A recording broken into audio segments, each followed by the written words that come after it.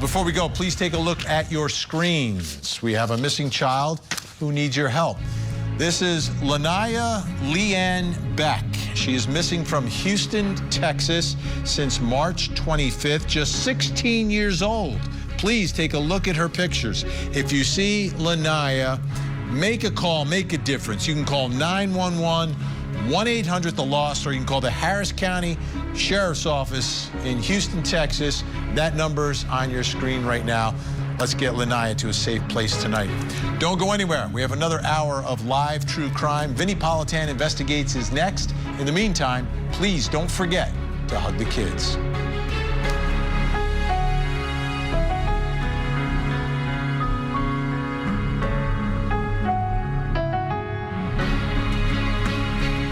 Everybody.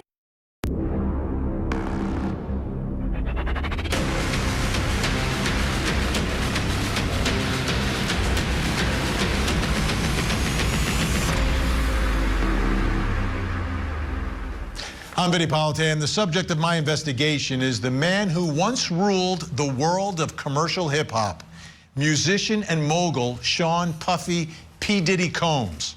Now he's a federal defendant facing many decades behind bars. Here's the story.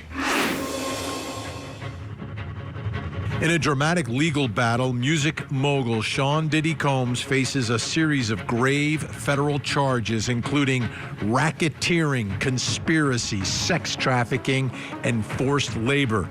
The indictment alleges that from 2009 to 2024, Combs orchestrated a criminal enterprise exploiting his vast business empire to engage in these illicit activities. Prosecutors contend that Combs coerced individuals into non-consensual sexual acts and forced labor, utilizing threats, violence, and manipulation. Notably, his former partner, Cassie Ventura, is set to testify publicly, asserting she endured years of abuse and exploitation at his hands. Combs vehemently denies all allegations, has pleaded not guilty to all the charges.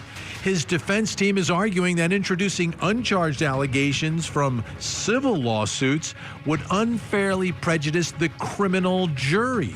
They say such evidence is irrelevant and would mislead the proceedings. They maintain that any relationships that Combs had were consensual and that the prosecution's case is built on unsubstantiated claims.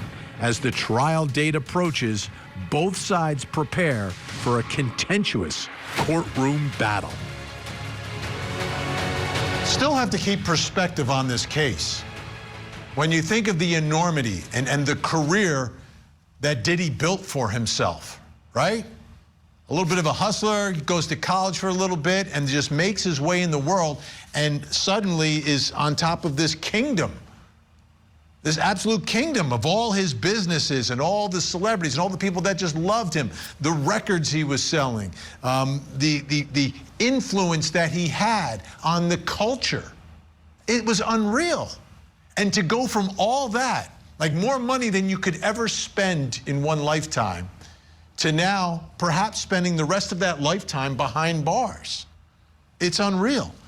Now, there are always civil lawsuits. If you're rich and powerful, you get sued. That's just the way it works. But, you know, some of these suits against Diddy, you know, people looked at him with a little bit of skepticism, I think, initially, like, well, you know, maybe it's a money grab. Maybe nothing's really going on. Maybe, you know, someone's just going after Diddy for whatever reason.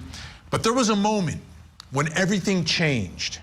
And that's when the video of Cassie in that hotel was released, of Diddy in the towel beating her up. Like, it's clear from the video. It's not like allegedly. He's beating her up because I can see it with my own eyes. We all could. And that was the moment when everything changed. Everything. The perception of Diddy. You know, and then from there we end up with this criminal indictment. Racketeering. Like, this is serious. Absolutely serious. And the allegations are incredibly serious. But it all really, I think, started rolling down that hill when that video came out. And that brings me to the first question in our investigation. And it's about the woman in that video, Cassie. Is Cassie the key to the case? And when I say key to the case, I'm talking about the criminal prosecution of Sean Combs. Is Cassie the key? Joining us, Court TV field reporter Cody Thomas and former federal prosecutor and the president of West Coast Trial Lawyers, Nima Rahmani. Great to have you both here. Cody, let's go through this. What do we know about Diddy and Cassie's relationship and exactly what she knows? Well, Vinnie, of course, we know Cassie and Diddy dated for more than a decade, around 11 years from 2007 to around 2018. And so evidently, through all of that tenure that she dated him, of course, she's seen so much, you know, through celebrities and whatever else he had going on at his parties and everything. She was only 22 when they started dating, and Diddy was around 40 years old, so that was about an 18-year gap between them. What we also know, Vinnie, is that in November of 2023, that's when Cassie filed that lawsuit that Diddy subsequently settled one day after it was filed. But within that lawsuit, that's where Cassie outlines the decade-long alleged nightmare of rape and physical abuse that she endured and that she witnessed while dating Diddy. And that's also in that lawsuit, Vinnie, where we first learned about that infamously now coined term, the freak-offs, his wild sex parties, whether they were at his residences or at hotels, or wherever they may have been, those crazy sex parties that are now pretty much at the center or the foundation of these federal sex trafficking and racketeering charges. Now that brings me to the new news, Vinnie, that we've learned that Cassie will now not testify anonymously in this case, in this trial that's coming up in May. Now, Diddy's defense team released this statement saying Ventura is prepared to testify under her own name. Victim 2, Victim 3, and Victim 4 have asked that their identities not be revealed to the press or the public. So again, Vinnie, that's an 11-year tenure of dating. Just imagine what she could possibly, the can of worms that she could open up on the witness stand during that trial, and now with no fear of the potential public backlash that could come with that. Absolutely, and you know, I'm gonna identify myself. To me, that's a power move in all of this. Nima Rahmani, former federal prosecutor. This is a federal case. There'll be a federal jury there. The federal rules apply. The federal statutes apply. Let's talk about Cassie. Is she the key to the case here for the prosecution? Vinnie, she is absolutely the key to the case. And Cody talked about some of this, but she is the government's star victim. And not only that, she is a witness to all of the other victims in the case. She was with Diddy the longest. She was the one that we've all seen in that video. And let's not forget, Cody talked about the lawsuit that was filed in November 2023 that opened the floodgates of civil litigation. And frankly, there's a real possibility that this criminal trial wouldn't have happened if Diddy had paid her off just a day or two earlier before the statute of limitations was going to expire. But remember, he denied all of this. He denied it even after his homes were raided in March of 2024 in Miami and LA. Only when CNN got that video in May did Diddy come out and issue that apology. I didn't think it was sincere or really heartfelt, but that's how powerful video evidence is. And when you have someone that has a decade of experience with Diddy, she knows where the bodies are buried. And that's why when the government initially indicted this case, there was just one victim, Vinnie. Victim 1, Cassie Ventura. Of course, now we're in a third superseding indictment, and they've added additional victims, which was going to be expected. But all along, she was the key to the government's case, and nothing has changed now. All right, Nima, put us into the shoes of federal prosecutors and how you prepare this witness and how you prepare. Because if she's the key to the case, she will be the key to the defense as well. They are going to go after her any which way they can. How do you prepare someone who has been through what she says she's been through already in her life for that moment in the courtroom, on the witness stand, with Diddy in the room and her attorney doing anything and everything they can to undermine her credibility? Vinnie, this is how you prepare her. And, you know, I've sued a lot of celebrities and I've represented a lot of victims. And the defense is going to be twofold. This is a disgruntled ex that has an axe to grind. And this is someone that was just after money. I'm not saying any of this is true, but that is going to be the defense in this case. This is a case that's going to be built entirely on cross-examination, tearing those victims down.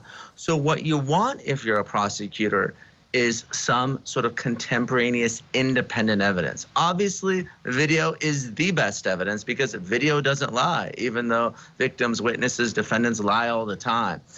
If there is indeed video evidence of these freak-offs, and I believe there is, I believe there's going to be a treasure trove of electronic evidence, that's going to support what Cassie does. But you also want her to report this abuse, ideally to law enforcement or medical personnel, but even to friends and family. You want independent witnesses that either saw what happened or heard what happened, because let's not forget, under the rules of evidence, they go after her credibility. These prior consistent statements, what she told other people, do come in. They're not hearsay. Does the money come into play? The civil lawsuit, the settlement, whatever she received or did not receive, does that come into play? Is that a danger? And the reason I say this is the last time Diddy was in a criminal courtroom, it wasn't a case like this. It was a gun case out of New York. And there was a gun that was in the limo, and there's 3 people. There was the limo driver, there was Diddy, and there was J-Lo. That's right, folks. For those of you who don't remember, J-Lo and Diddy were a thing years ago, way before Cassie. But in that case, every witness had filed some form of a civil lawsuit, and the jury dismissed all of them. Is there a danger in this one? There's a real danger, Vinny, and that's why, as a current civil plaintiff's lawyer, I don't like my clients filing civil lawsuits before the criminal case resolves, because they get subject to cross-examination, because we know that it was an 8-figure settlement. We don't know the amount. Was it 20 million? Was it 30 million? It was a significant sum of money. So the defense is going to come out and say, you have 20 or 30 million reasons to lie, Cassie Ventura. You shook this guy down, who was your ex. You were disgruntled. You were jealous. All the adjectives in the book. It's not ideal, but again, she was up against the statute of limitations there in New York. New York State had opened up the window, then New York City did, so she had to file, otherwise she would lose her claim. So not ideal, but I'm sure the prosecution will be ready for that line of questioning. All right, Nima Rahmani, thank you so much. Cody's going to stick around later in the program. Coming up next, what are celebrities saying about Diddy these days? Some of the hardest parts of this pain are the shame and the guilt. Confessing to a murder on camera. We're here to try and understand the mindsets behind your actions in this case. It sounds like you lost control of yourself. Not at all. No, not at all. I'm done with this interview. That's so conniving. Do you understand that? I'm your worst nightmare, David. Interview with a Killer, a special 2-hour season premiere, Sunday, 8 Eastern and Pacific, only on Court TV. Some of the hardest parts of this pain are the shame and the guilt I have experienced that plays a negative part in my day-to-day ability to function properly. Being blamed, questioned, and threatened has often made me feel worthless. That's one of Diddy's accusers, Thalia Graves, talking about something that happened 20 years ago with her attorney, Gloria Allred. That was a press conference they had at the time that they were going after Diddy in a civil suit. But there's a lot. This case is so high profile, yet as high profile as it is, not as many people as you'd think are talking about it. And when I say people, that brings me to the next question in my investigation, which is all about celebrities and what celebrities are saying about Diddy these days. What are they saying? Are they keeping quiet?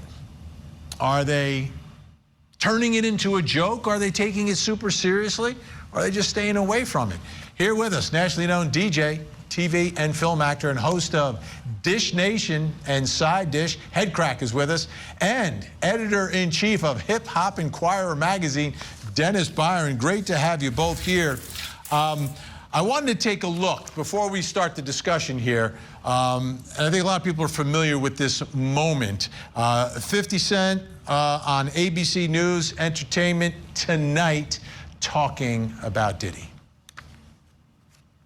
Yet you said you weren't a part of that lifestyle, you weren't going to the parties. So what makes you so absolutely sure that these kinds of allegations that we've seen against him are true? Well, I'm surprised by the allegations, as surprised as everyone else is. Like, I didn't make the allegations. I didn't tell people to say these things. It comes out, I see it in the news like everyone else. But I did feel uncomfortable with the way you would present the idea of going to these projects. To come party with me. Yeah. And then that swayed me away from it. Okay, so what's going on in the world of entertainment and celebrities? Headcrack, I'll start with you. From your perspective, like, what are celebrities saying? Who's talking? And what are they saying about Diddy? Well, you know, there's the story that came out the other day with Terrence Howard saying that he had a very unique, and I'll leave it at unique, encounter with Diddy where, you know, he was under the impression that, you know, he wanted to learn how to act from Terrence Howard, and he was describing the tale as, like, just very weird. He was just staring at me, and then, like, and it took a while for Terrence Howard's assistant to be like, yo, man, I think something nefarious is about to go in. I'm being very, like, you know, speaking in code here, and he ended up bouncing. And, you know, and a lot of people far and large, you know, seem to be making punchlines out of the situation. But I think the reason why that you don't hear a lot of celebrities really, like, doubling down and leaning hard on it, because a lot of people feel like Diddy's going to probably walk. Wow. Dennis Byron, from your perspective, what do you hear that the folks in Hollywood, the folks in the world of hip hop, the folks in the world of music and TV and everything else, what are they saying about Diddy? Well, you know, we hear the no Diddy jokes all the time. I mean, the no Diddy's on anything that has the inkling of what Diddy's accused of. You hear the tag no Diddy. But like Headcrack said, Terrence Howard as well as Charles Blow today had a similar situation where he was asked to come to Diddy's house, and he wanted to. Diddy wanted to learn some things about how to better organize, and Charles said he gave him a list of books, and those books, for whatever reason, Diddy never asked him about the books again. So I don't know. You know, he's a family man. He has children. You know, and I'm gonna again give him the benefit of the doubt, even though we did see the video of Cassie, but that's not what he's charged with. That video is not what he's charged with. He's charged with some very serious charges. And we have to focus on what he's charged with, not making light of what happened to Cassie, but throwing that in the mix is going to be really hard for him to come across as this docile, non-violent guy. Now, here's rapper DaBaby. Is that how you say it, DaBaby? I think I said it right. DaBaby, yeah. All right, good. DaBaby, D-Baby. On the podcast, Club Shay Shay on YouTube. I was at a party at Diddy crib in LA. This was the beginning of 2020. You know what I mean? Diddy had put everybody else out the crib, like the influx of people he had put them out. But he had took a liking to me in particular around the time, man. It was really, you know what I mean, like putting his arm around me. Right. So he had put majority of the people out. So, Headcrack, I'm wondering, like, from my perspective, right? I am not in the midst of all of this, right? Following it culturally and everything else and what's happening in Diddy's world. But once this happened, obviously it's on my radar. Was this on anyone's radar before the headlines, before the indictment, before the Cassie video? Was there anything out there like, hey, this guy's gonna get in trouble someday? Yeah, we didn't think it would be for throwing wild parties. you know, there was a lot of things that people have been whispering about since the 90s. And there's a lot of situations that, you know, made it seem like, hey, he was about to probably risk his freedom and not be around. You just showed a picture of J-Lo a little while ago, I believe. And, yo, that situation, I mean, to this day, there's a woman who's like, yo, Sean didn't shoot me, Diddy shot me. So he's always been having brushes with the wrong side of the law. And it always seemed like it was going to be something in that realm that was going to bring him down and not these things. And, you know, sometimes the myth can take on a character or a life of its own. And, you know, certain things sound like tall tales. But then when you start hearing about certain things in a flow, in a certain order, and you start connecting certain dots, kind of like the last scene in Usual Suspects after Kaiser Sose left, you'd be like, oh, wow. So that probably happened because of this. Oh, this is all making sense now. And then you start putting it together. So it's like, oh, okay, well, there it is. That is a classic analogy. That's perfect. That's like perfect. Thank you. All right, Dennis Byron, let me ask you. Let's just say this turns out the way Headcrack says it may turn out, that he walks, right? People think he's going to walk. What's going to be the reaction from the celebrity world to post not guilty Diddy if he's walking around? I would say if they didn't do it then, I mean, bring their support to Diddy now, why do it then? Only one who's doing that now is Kanye West. Kanye West. I don't see Stevie J out there really cheering for Diddy right now for whatever reason. But I think that the celebrities that, and someone would say they turned their back on him. If he walks, and I've seen him as well as you did see him walk in this first case, and that was a shooting case with a witness who's got on the stand and said he did it. So, and Cassie coming into court now as as Cassie Ventura rather than victim number one, that's going to speak volumes to that jury. She's not hiding behind anything. Let me ask you, Headcrack, if Diddy walks, does he execute any sort of, and I'm not saying violence, but like sort of like industry revenge on the people who did not support him through any sort of means? And I'm not talking about violence. I'm talking about, you know, not giving someone a deal or making sure someone's music doesn't get played or something like that. I mean, I think, you know, what you'll get if he does manage to, you know, escape the situation from a legal standpoint is a weaker version of Diddy than you had prior to him going in. I think a lot of this, I mean, listen, there's a lot of bad people who operate within the space of entertainment, music, Hollywood, even sports, right? And this was to bring him down a peg. You know, like, you know, depending on how deep you read into certain conspiracy theories, he didn't have these problems until he started going after a certain liquor company and making noise over there. And sometimes the game has a way of, you know, trying to bring you down a peg, humbling you a little bit. So I don't even know if he has the ability to make things shake for people like he did back when it was 97. Because, shoot, he was having a hard time getting his music going. You know, at that point, they was waiting on that R&B album for a long time. And it kind of came, kind of went. And, you know, where's the last Bad Boy star or like, you know, Sean Puffy Combs produced star that we seen? You know, so the magic is a little bit gone. That's why people, you know, find themselves doing these brand deals and whatnot and aligning themselves with everything else other than music because it seems for a lot of people to be a business of diminished returns. All right, Headcrack, Dennis Byron going to stick around later in the show. Coming up next, does Diddy have a chance?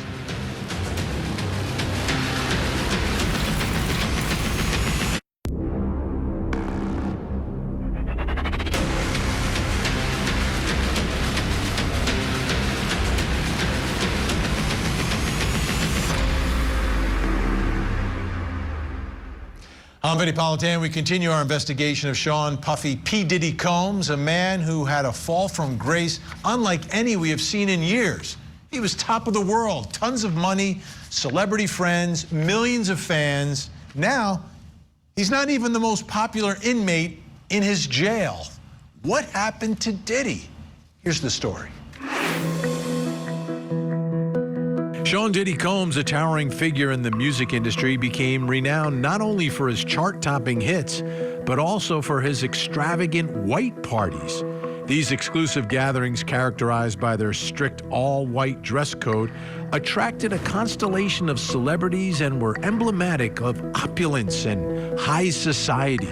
However, beneath the glamorous veneer, darker allegations have surfaced. In September of 2024, Combs was arrested and charged with serious federal offenses, including racketeering, conspiracy, sex trafficking, and transportation for prostitution. Prosecutors allege that from 2009 to 2024, Combs orchestrated a criminal enterprise that exploited individuals through coercion and manipulation. Central to these allegations are the so-called freak-off parties, lavish events purportedly involving non-consensual sexual activities and illicit substances. Sean Diddy Combs has pleaded not guilty to all charges. It was shocking when it all came down. Like, I understand civil cases get filed all the time, but once you cross that line into the world of criminal law, things change. There's a lot more at stake. Your liberty, the rest of your life at stake. Let's take a listen to the press conference where the U.S. attorney at the time announcing the charges. Today I'm announcing the unsealing of a 3-count indictment, charging Sean Combs with racketeering conspiracy, sex trafficking, interstate transportation for prostitution. The indictment alleges that between at least 2008 and the present, Combs abused, threatened, and coerced victims to fulfill his sexual desires, protect his reputation, and conceal his conduct. As alleged in the indictment, to carry out this conduct, Sean Combs led and participated in a racketeering conspiracy that used the business empire he controlled to carry out criminal activity, including sex trafficking, forced labor, kidnapping, arson, bribery, and the obstruction of justice. Let's get to the next question in our investigation. It's all about what's going to happen inside the courtroom. Does Diddy have a chance? Obviously, he's able to hire great attorneys, have a great team representing him. That's a given, but does Diddy have a chance in federal court with these types of charges? Joining us, Court TV field reporter Cody Thomas and criminal defense attorney, former attorney for R. Kelly, who faced some similar charges in New York, Steve Greenberg, also with us. Great to have you both here. Cody, let's do this. Let's set it up first and remind everyone what the charges are here and what sort of time Diddy is facing.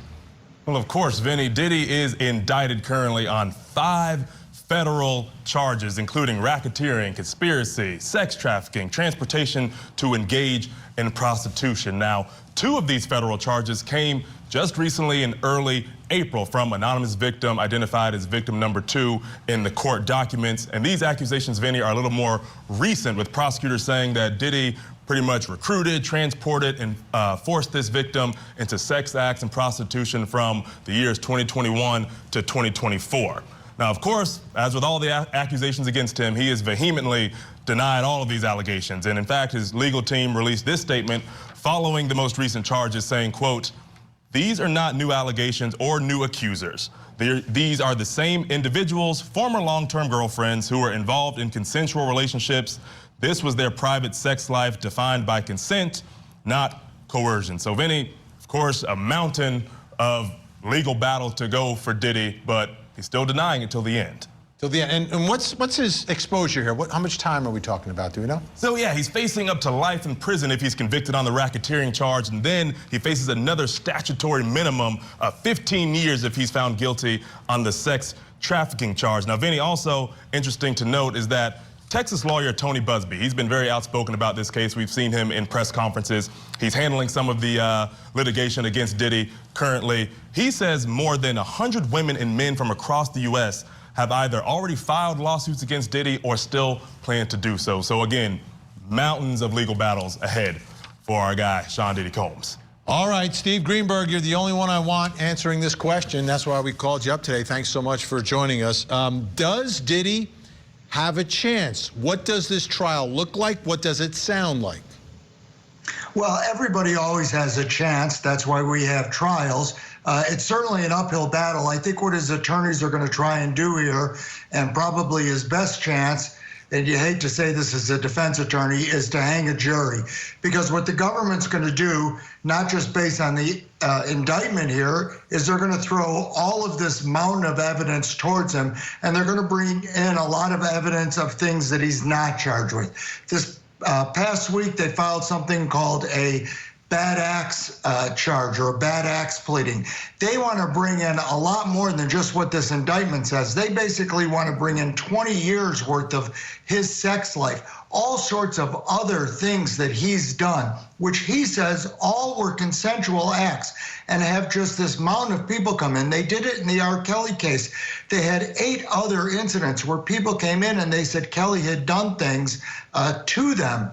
And they're not charged crimes. They're just things people say. And then they say to the jurors, you can't consider these to prove that he did these or to say that he's a bad guy. But jurors look at that and they go, well, look, he just keeps doing it and doing it and doing it and doing it. It makes it very difficult to win a case like this.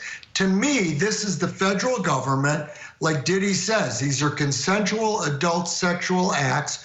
Nobody complained about them for decades, and now they're going in and they're acting like the morality police. So the accusers, when they testify, that cross-examination, do you have to walk gingerly, or do you try to completely annihilate those accusers? No, and I didn't try Kelly's case, and this is where I think there was a difference of opinion.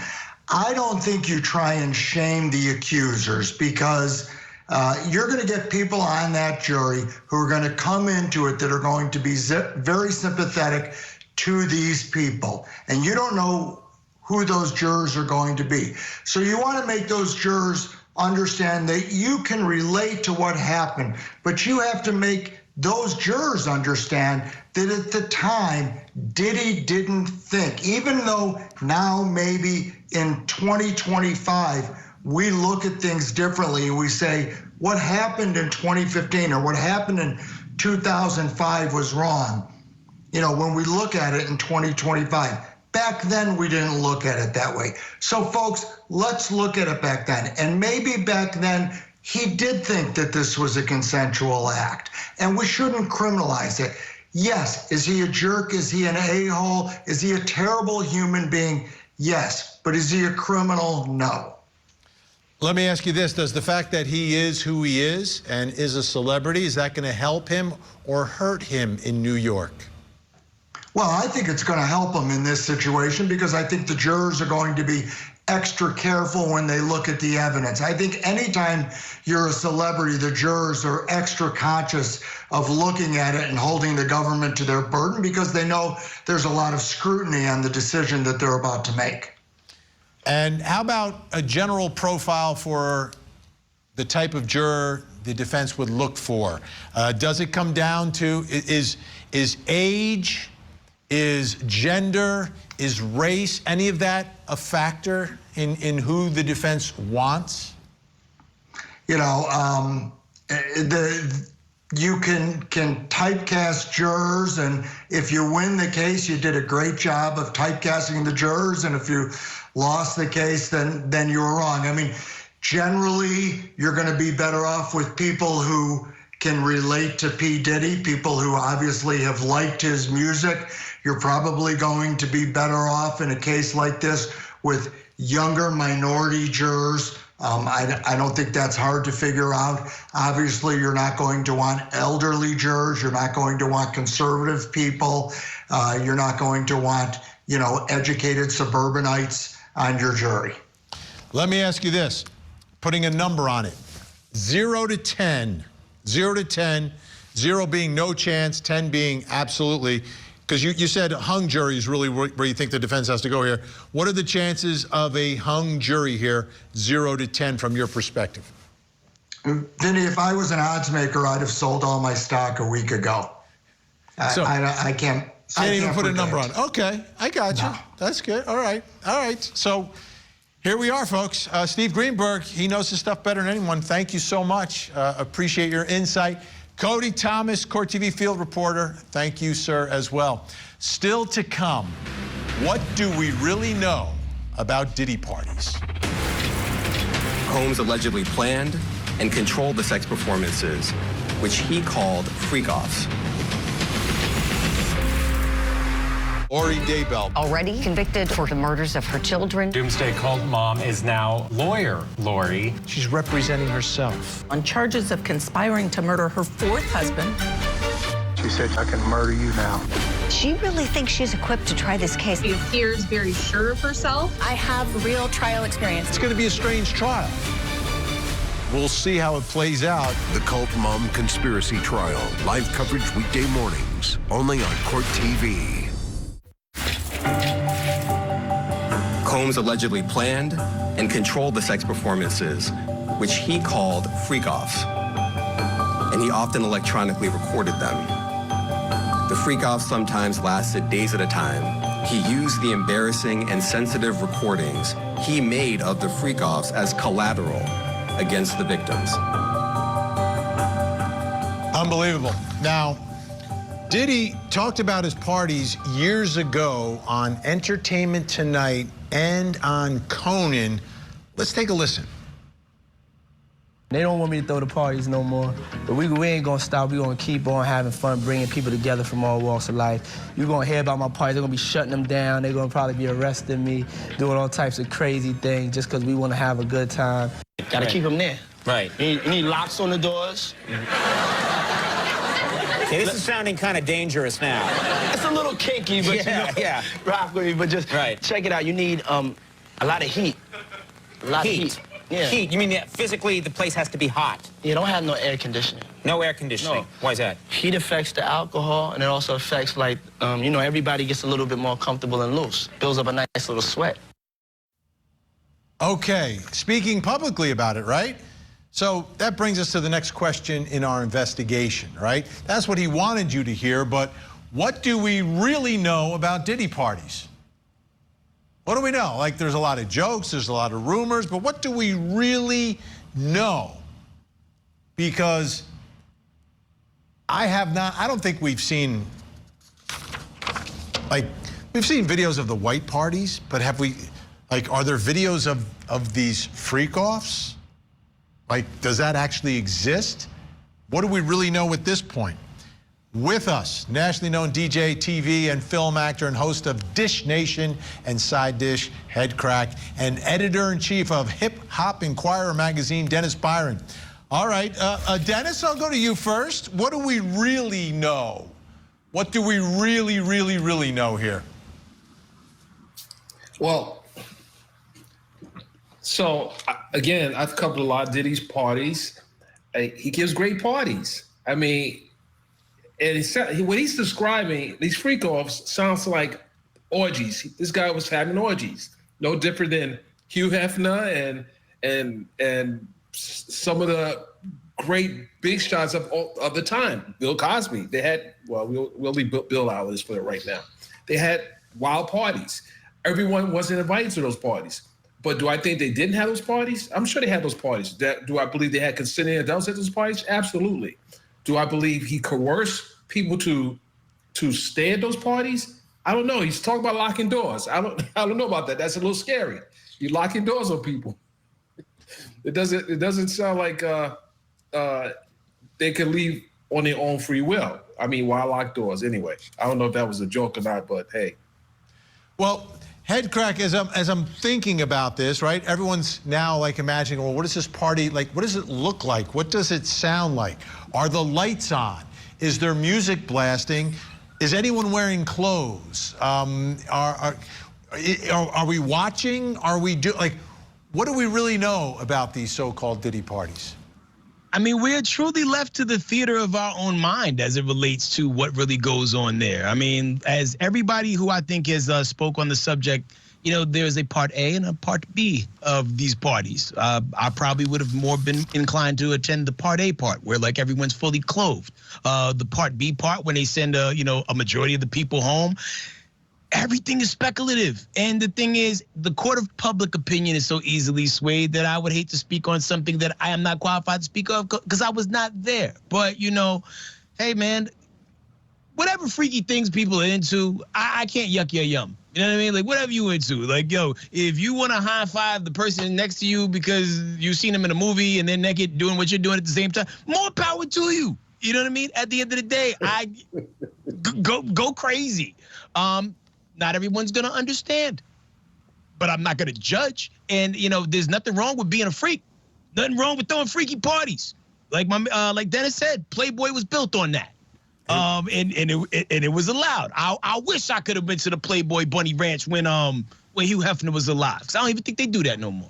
But, you know, it gets dark when you start drugging people and people don't remember coming to certain things, which some of these allegations allude to, and that's when we have a problem. There's nothing illegal about throwing parties. It's illegal when you're throwing a party and you didn't know you was partying. I want to take a look here. This is actor Ashton Kutcher commenting on Diddy parties on the show First We Feast on YouTube. Diddy party stories, they're our favorite genre of anecdote, if you have one, yeah. Wow, okay, I've got a lot I can't tell.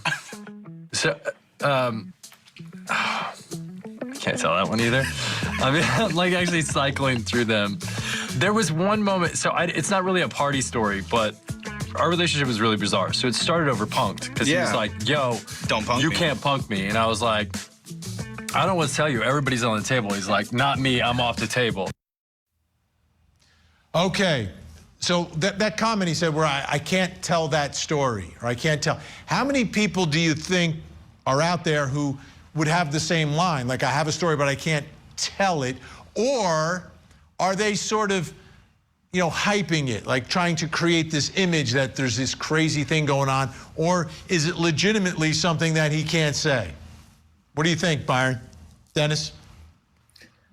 I think he's being honest. He can't tell the story. I think there's a lot of celebrities that hung out with Puff Diddy who are not telling everything. And I think that's probably why they're probably being quiet right now, because they may have went to some of the after parties, the after parties.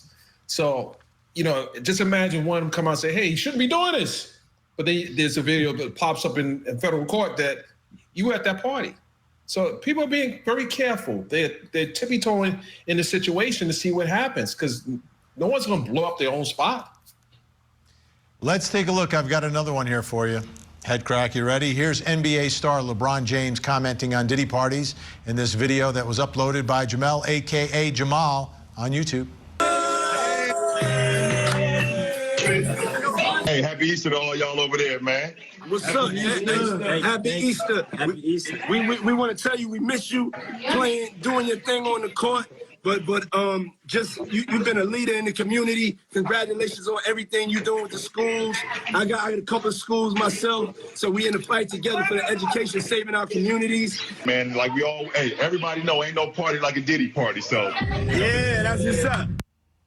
All right, head crack. What's really going on there? I mean, it's a mixed bag narrative. I mean, the slogan "Ain't no party like insert person's name here" party has been said a bunch of times. So if people want to take that soundbite and run it out of context, you know, go crazy. However, before that, they would talk about doing things in communities, in schools, and things like that.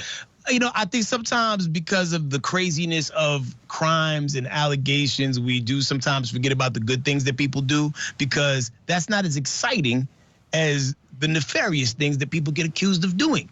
And, you know, yeah, he's probably doing some wild things, super wild things. And yeah, there are probably some celebrities on some of these closed circuit tapes that allegedly exist that are probably praying that their footage doesn't pop up in court. I am so excited to find out what could have possibly been seized through any of these raids that would make people go, ah.